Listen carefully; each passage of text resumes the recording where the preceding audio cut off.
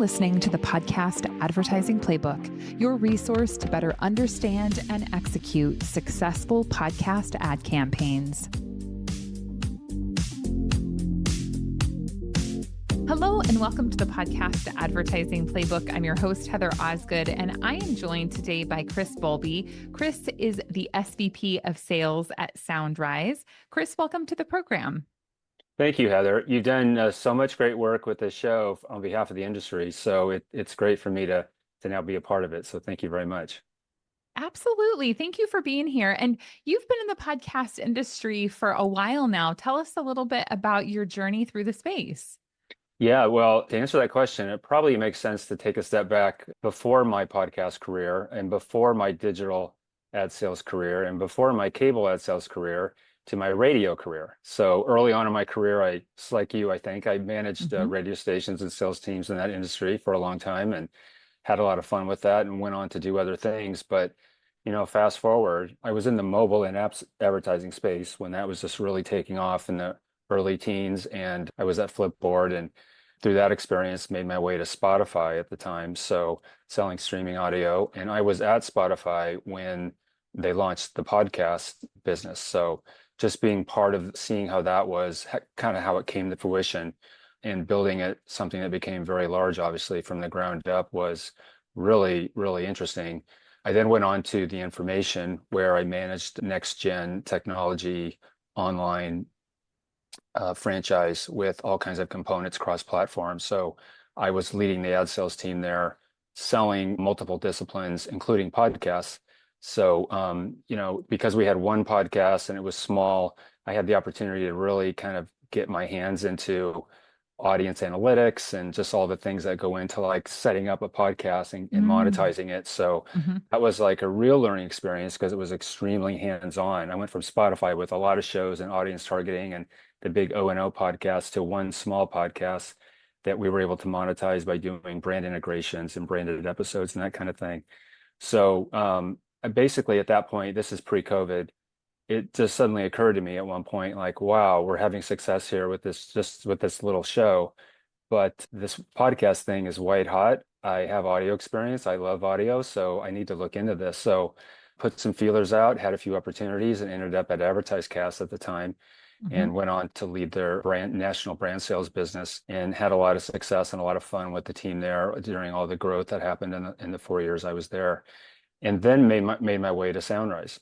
So I've been here now this past year, and it's an amazing opportunity to be around just amazing people, content that I can completely get behind, just having the opportunity to sell public media content, just the credible authoritative storytelling and journalism that we represent is just kind of a personal thrill for me. And it kind of takes me back to just the publisher profile I have throughout my career of representing publishers like the New York Times and Time Inc., in my past. So, yeah, it's just a thrill to be here representing this kind of content now at Soundrise. Yeah, absolutely. So I have a couple of quick questions about your past because I think it's really fascinating. So obviously Spotify is now, the 1,000-pound gorilla in the industry, and to be there as part of the team when they launched their podcast division is kind of interesting. When you were there and they were launching podcasts, I'm sure it felt like the redheaded stepchild to the other, music content that was on platform. Did you ever anticipate that podcasting would become such a big part of their business? I was there pretty early on, so I have to say I knew it would be big, and I think we all did to the extent that it grew the way it did. I don't know that anyone really saw that vision because there was a point where it definitely ramped up and took off, but it was kind of at that time being sold very much in conjunction with the streaming audio solution. And at some point it obviously became its own thing, but it wasn't a surprise or anything. But to the extent that it grew, I mean, like I don't think anyone really knew that, but it was an amazing product, an amazing time, and it's really important part of the industry. So it's been kind of cool to have that perspective, which often comes in handy nowadays when I'm working with my clients. Yeah, no, for sure. Well, and then on the flip side, you mentioned the idea of working on smaller podcasts and being able to really create like sold integrations and things like that. And I have the Podcast Broker, which is a business that I started a couple of years ago where we buy and sell whole podcasts. And I think one of the fascinating things about that business for me has been that I've been able to step behind the curtain and look at how independent podcasters are monetizing their shows. And we do, I think, have a tendency sometimes to be very spots and dots when it comes to podcast advertising. And then I'll talk to the show and I'm like, wait, you're making $180,000 a year and you have 30,000 downloads a month? Like, how are you doing that? And it's because they are selling integrations and they're putting so much effort into this content. But I also feel like the reason that they can be so profitable is because there is like a person focused on selling a show. And I'm just not really sure that it's practical to try and take that at scale.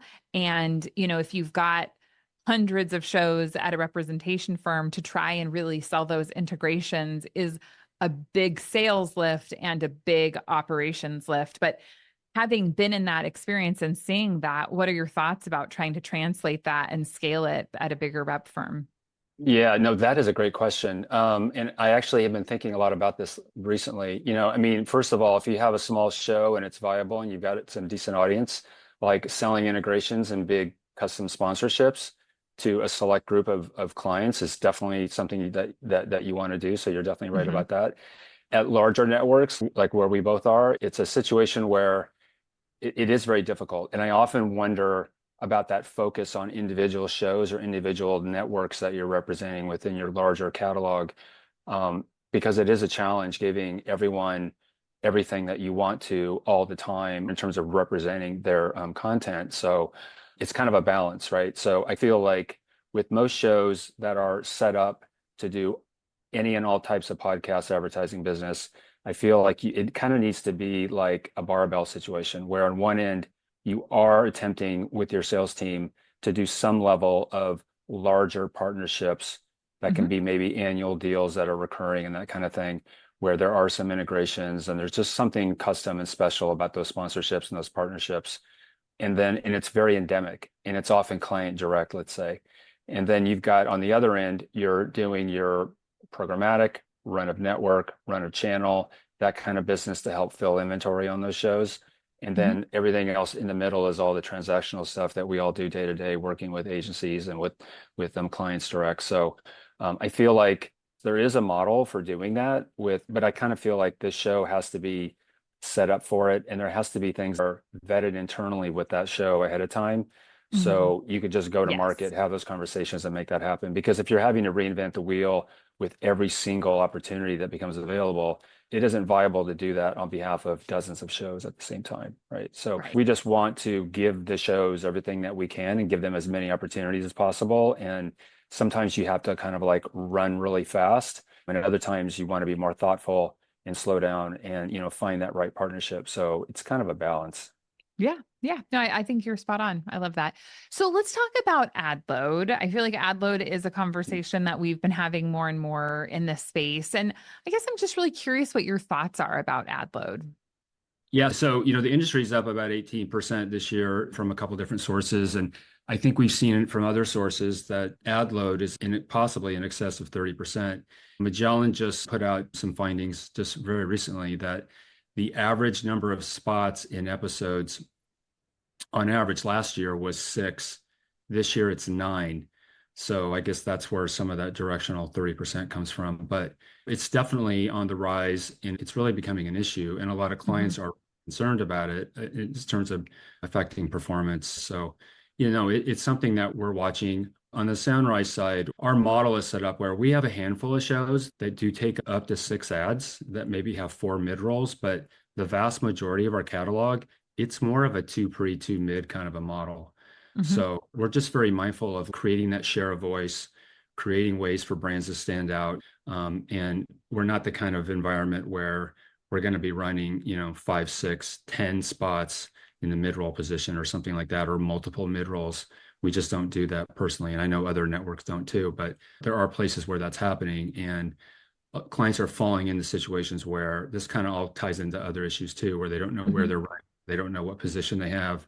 and they're just kind of lost in the clutter of a lot of spots within an episode. So it also affects frequency too, obviously. So definitely an issue and something we're watching closely. And fortunately, we're in a situation where we're trying to offer solutions, and we do have a model to do that because we only offer so many spots in our shows. But yeah, it's definitely a concern because it's affecting the entire industry. Yeah. Yeah. I feel very split on it because I understand that ad load is an important piece. And if we overload our podcast with too many ad breaks, there isn't going to be success for our advertisers, and then they're not going to want to come back.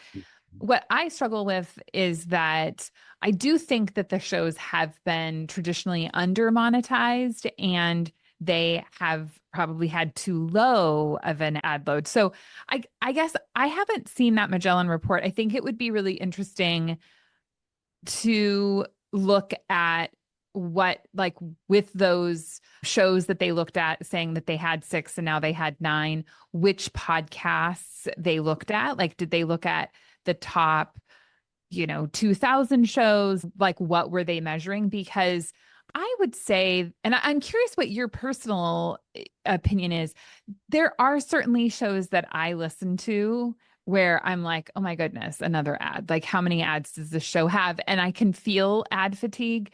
But then I would say the vast majority of shows that I personally consume have very few ads. Like, they maybe have like 1 or 2. Now, they might have more ad break positions that are there, but I don't personally feel like the ad load is very high as a listener. So I guess I'm curious what your thoughts are about that.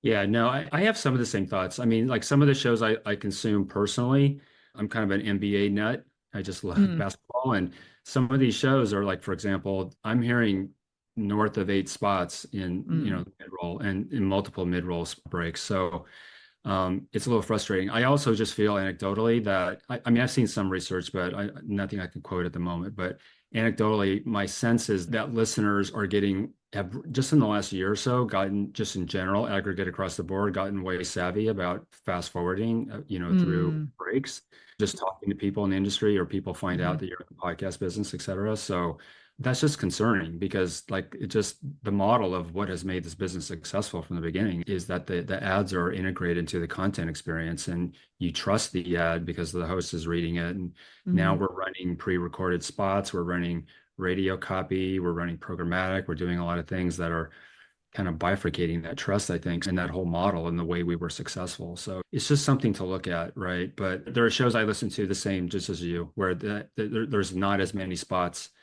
or they're running really, really heavy pre-roll, a lot of pre-roll spots, and then they go into long form. That's kind of a trend that we're seeing as well. But I mean, you want to monetize shows. I think there's a lot of pressure on different selling organizations where you have really top tier shows, really large shows like that top 1%.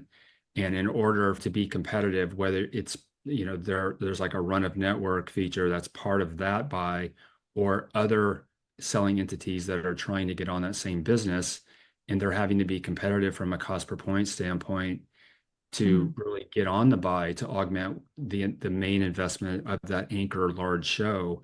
It creates a situation where it just adds more spots, it adds more impressions that need to run. So it just clogs up what's happening in episode, I think. So there's some dynamics going on like that probably aren't so healthy. But I just feel like if the industry can just in general, we do what we can to drive CPMs where it makes sense, where shows deserve it, because there are definitely shows that have viable audiences that get results, that should be able to get the market rate for their CPM and make a living and not have to run, 6 or 8 spots in their episodes instead of maybe 4 or whatever. So, but everybody also has a different model too, as far as the production of the shows themselves. So these are all just things to look at and talk about. But I just feel like, in general, I think ad load is definitely on the rise, and it makes me wonder, like, how much is the industry really up from a revenue standpoint this year if we're just adding a lot more, spots and breaks in these shows. So just something to think about heading into next year as things seem to be getting, healthier again. Yeah. Yeah. No, I think that that's a really interesting observation. I definitely see that CPMs have declined this year. And I don't know if you saw AdvertiseCast / now Libsyn Ads, which obviously you're very well acquainted with. I loved that they published their average CPMs every month. And then I guess it was a couple weeks ago, 3-4 weeks ago, that they announced they would no longer be doing that, which to be honest, like part of me was like, why are we telling everyone this exactly? But I like to see it because it helped me with our measuring stick to say, okay, where are we comparing? And I will also say, which this is a totally different topic, there are companies out there that look at their CPMs in a totally different way, which really isn't a CPM, but more, it seems like it's a cost per download. But I think CPMs have definitely dropped. And so one of the questions that's probably not asked enough, although we are increasingly having share of voice conversations, is how many ad breaks are in this show. And, if we're going to charge, let's say, a $20 CPM, but we have 6 ad breaks, maybe that makes sense. But if we're going to say, hey, we're only going to do 3 ad breaks, but instead of a $20 CPM, we want a $30 CPM, like, does that make sense? Or is that something that we should be talking about? I don't personally think that conversation is being had at all. What are your thoughts? I don't think it's being had enough. No. And I feel like it should be a transparent conversation, both Absolutely. internally and with the buy and sell side together about what's going to get results for the client ultimately, right? Mm-hmm. Because again, you want to be fair to the show. The shows deserve to get what they can get at market rate. And there needs to be like a setup of how you're executing in the episodes to be successful. So yeah, I mean, because every show is it has a formula for success and how it's produced. So you want that to be, you don't want to compromise that either. So yeah, no, I actually think this is a big deal. This kind of ties in with another element of this ad load, ad break conversation to me, which is where spots are falling in the ad break. So Absolutely. I think ad results, they published a study in 23 that, I don't know if you saw that, you probably did, that going from 2 spots to 6 spots, that CPA, cost per acquisition, basically doubles. And going from 3-4 spots up to 6 spots, performance drops off as much as 46%. So, and any number of spots above 5 or more than 3 breaks actually just dramatically affects performance. So these are critical things as we're trying to figure out, because it's all about getting results for our clients, right? That's like the main thing, taking care of them while, protecting the integrity of the shows too. So this is a little tricky wicket to kind of unpack here, but it's just, I just feel like as we talk as an industry, as we talk to each other, I'm not hearing quite enough conversation around this, because like these things aren't necessarily existential or whatever, but I think they're really important. And if we're going to really go organically the way and get back to where we were in 21 and 2022, I feel like these are some of the missing elements that there's more standardization, like you were talking about, cost per download and that kind of thing, that we're all kind of like working on the same currency, everybody's talking the same language, and there's like an understanding of what's going to create success. It's like there are shows that I'm aware of where, they have not run 60s in the mid-roll, and it takes a little education sometimes to work with hosts and work with shows and with clients to understand what's the best buying practice for said show, right? And to really get these shows to open up, run 60s, but then also maybe run a 30 in the mid-roll break too. And that's, for some creators, that's like a big leap. And it's totally understandable, because it's their content, it's their formula. They have a way of producing the show, and they have a relationship with their audience. And then you want to like translate that over to the advertiser side, so they understand like, hey, this is in your best interest that this show is set up this way to help you. So I just think there needs to be more of that conversation where we're all kind of working together and being mindful of those things. Yeah, no, absolutely. I know that you were at Adweek in New York here back in October, as was I. And one of the panels that I listened to was a gentleman that was talking about the CTV space. And I really love the comparisons between CTV and podcasts. I think that they're very similar. And It was interesting. And I will say, like, I definitely am myopic in that, like, I probably focus way too much of my energy in the podcasting space and don't look enough at the larger advertising landscape. And it was nice to be at Adweek and hear more differentiated conversations and like different perspectives and things. But one of the things that he mentioned was that they struggle with the same kind of challenge in terms of everybody being on the same page and everybody using the same terminology. And he mentioned that he really felt that AI could help us tremendously to create that consistency. And I thought that that was really interesting and something that I'd love to kind of look into more. I know that obviously Sounds Profitable has taken a stab at creating a glossary of terms and things like that. But I do think that there are gaps based on the technology, right? So there can be often best buying practices, but the technology doesn't support them, right? And so I think we get digital buyers in who've been working in the digital space and they're like, well, wait, like these are the things that we should be doing. And then the team at the agency is like, yeah, that's perfect. That's exactly what we should be doing. But the technology doesn't actually exist to support that, right? And like, I don't disagree. It would be great for us to say, oh, this is where your ad is running. But that would be really difficult to report on, right? Like that, I could definitely tell you you're going to be in the mid roll, but can I tell you where in the stack in the mid roll you are? Oh boy, like that would be a pretty difficult to unpack. So I really do feel like part of it is just the continuing of the conversation. But what are your thoughts on that? Yeah, this is a very good thought. I mean, brand exceeded DR business last year. Obviously, we crossed that chasm, and we're now in a situation where most of the new dollars coming into the space that's going to drive further growth is increasingly on the brand side, and especially from the digital buying teams. So not from the audio teams. So while that business is still robust, while DR business is still robust, super important to the industry, just the new exponential growth going forward is coming from digital.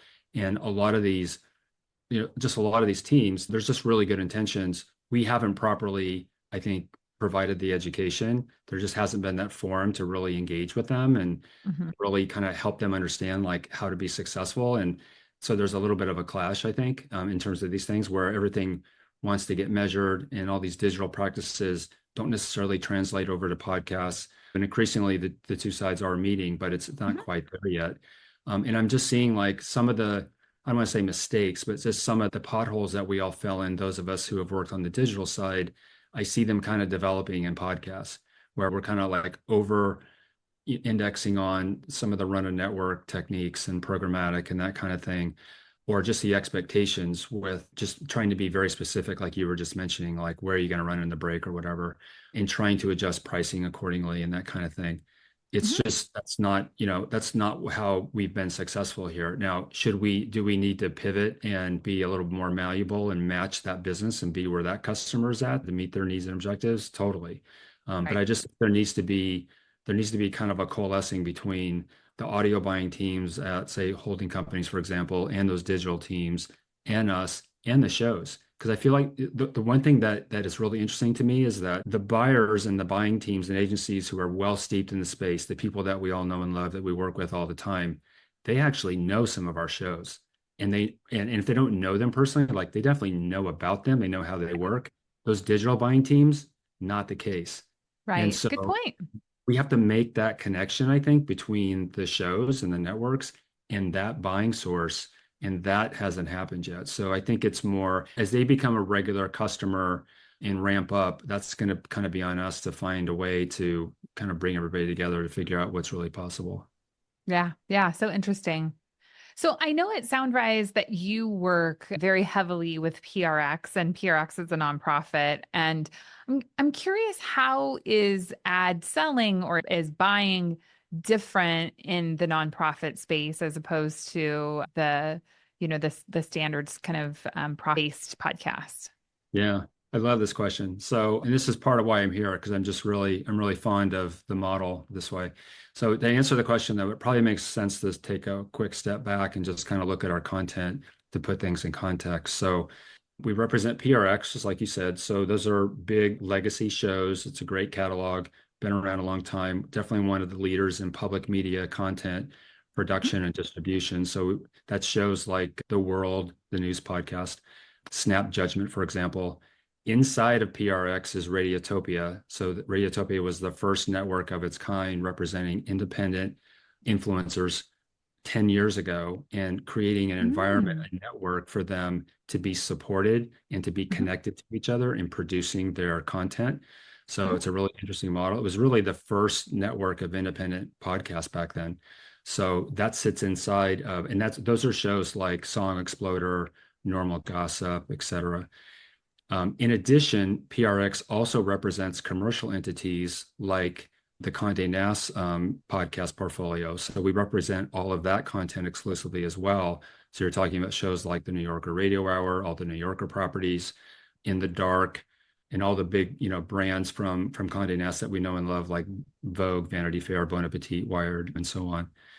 In addition to that, we represent content outside of PRX. So all of our content is what we call mission-based content created by purpose-driven creators. So another network is Resolute Square, led by the Lincoln Project podcast, which is really smart, intelligent, pro-democracy conversation.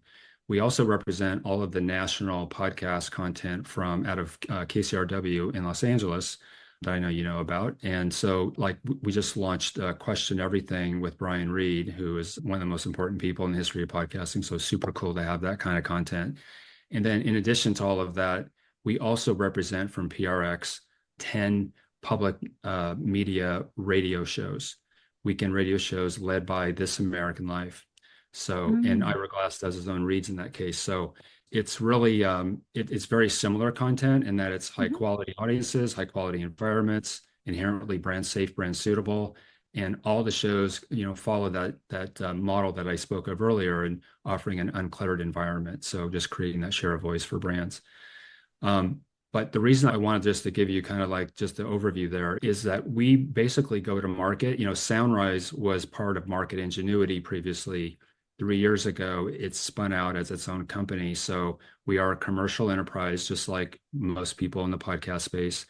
PRX obviously is a nonprofit. So the way the charter is set up, we have a joint alliance. We have a very strong strategic partnership with PRX, but we're not really technically part of that company. So there are two entities working together. So with their nonprofit status and our commercial enterprise status, we're able to work together and kind of unplug and unlock some of the normal constraints and guidelines that you have when buying public media content.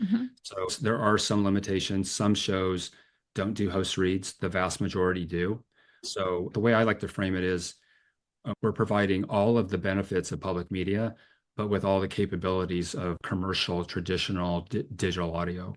So whether it be any kind of ad placement or format, we definitely offer all of those custom segments, sponsorships, branded episodes, integrations, social media extensions, cross-platform video, all that stuff is in play. So we have a lot of capabilities where, it's just every network, every entity that sells podcasts has its advantages in the marketplace. And that's ours, is being able to offer this high quality content with all these capabilities, but, really going to market with that mission-based content that is very special coming from public media. So when I think of public media, I always think of like my young adult NPR listening days, right? Where all of the ads were, today's show is brought to you by the Bill and Melinda Gates Foundation. But you say like most of your ads are host read. So would the average listener be able to tell that this show was a nonprofit show? Does the ad interface sound just like any other podcast? What does that look like? Yeah, I mean, it's really just like any other podcast, to be quite honest. So I think that there is some legacy with some of these shows. Some of these shows and hosts, they're pioneers in the space. They've been at it since the very beginning. So I think there's a listener connection that way, because just like all public media, these shows have a pretty strong relationship with their audience. So I think there's kind of an understanding, because this is obviously a more sophisticated, affluent audience. And I think they, sense where it's coming from and what it's all about. But the way we market them, the way they're produced, the way they're monetized, and the way advertisers interact with the shows, like I said, the vast majority doing host reads and doing custom integrations and other sponsorships and so forth. It really operates and feels and looks just like traditional podcast advertising. Excellent. So I know you've talked quite a bit about run of network and programmatic. Are there any differences between, obviously we've just said that host read is super similar, almost just identical. Is there any differences with that programmatic buying space when it comes to nonprofits? Yeah, it's a great question. So I've done a lot of programmatic in the Mm-hmm. podcast space and also in digital. And it actually is different here because we have a private marketplace. We've been in market with that for about a year. It's Mm-hmm. really taking off just like all programmatic. But with us, it's, private marketplaces are supposed to be inherently transparent and safe and kind of a walled garden, if you will.